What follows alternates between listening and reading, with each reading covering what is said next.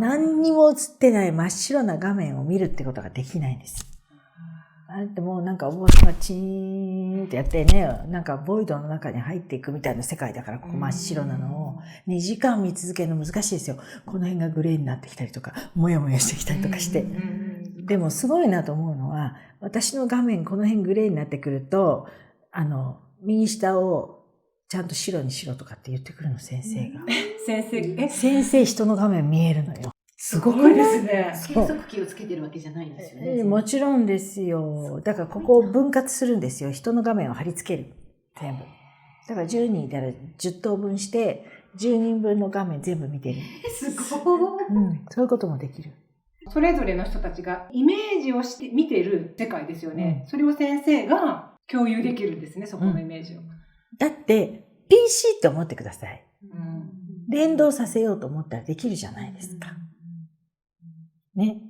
で、画面を、今の PC はそんなにできないかもしれないけど、画面をね、例えば、9分割して、で、A さんの B さんの C さんのって、でも いわゆる物理的な PC だったら、プログラムがあればできるでしょって。同じなの。で、このプログラムを作っていくのは、トレーニングと、だからコマンドを出し続けて、トレーニングするだけなんですよ。面白い。だから10人の生徒に教えるときは、10分割された画面を先生は見てて、で、なんかもうすごい感情的な人とかは、すごいもう面白いことが始まっちゃうんですよ、この画面で。他の人みんな真っ白な画面チーンと見てるのに、そうするともうおかしくてしょうがないの。何々くんとか言って、アンドレとか言って、もう君のそのカフェを消しなさいとか、カフェ見てんだこいつみたいな。ちょっとなんか変なこと想像してたね。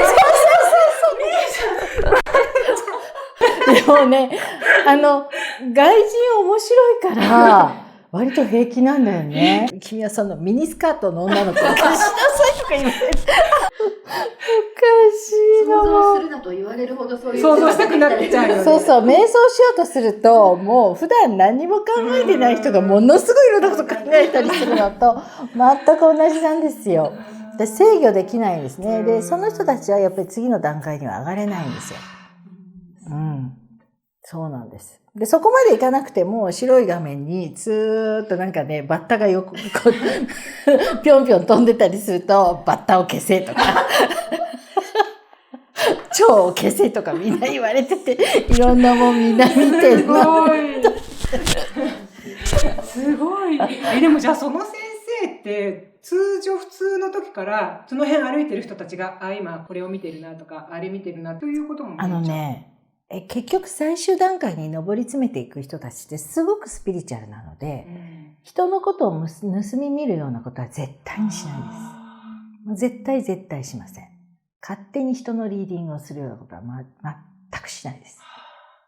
きちんと理解してる、見るということにどういう意味、見たら見たなりの責任を負わなきゃいけないってことも分かってるので、だから自分とその生徒との魂の関係性がどうなのかっていうところまで見るんです。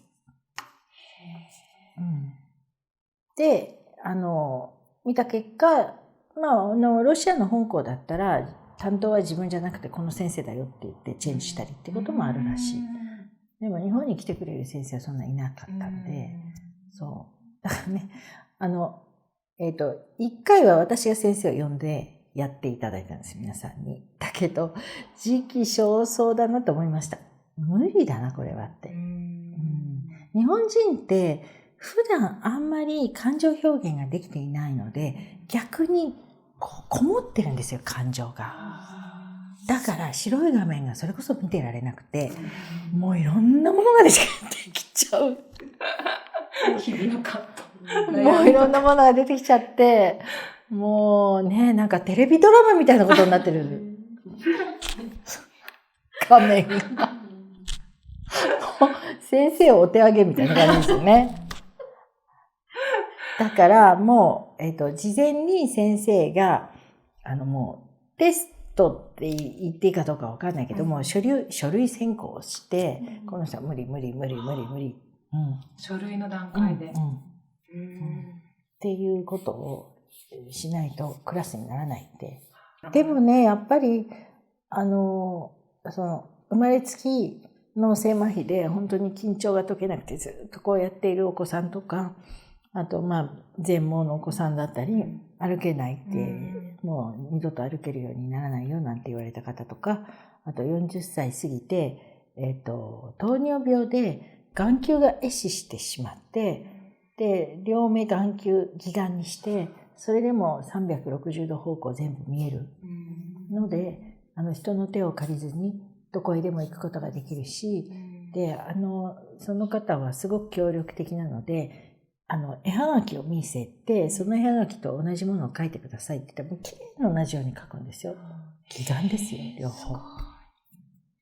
確かにそう考えると、そういう方たちにとってはすごい可能性です。可能性ありますよね。そうなんです。ものすごい可能性があるなと思って、ちょっと日本に呼んでね、そういう方たちに主にトレーニングをしていただくとか、どうしたらより快適に呼吸ができるかとかっていう段階もあるんですよ。なので、そんなことができたらいいなと思ったんだけど、ちょっと難しすぎる。なんていうか、いろんな意味で、いろいろな意味でね、難しい。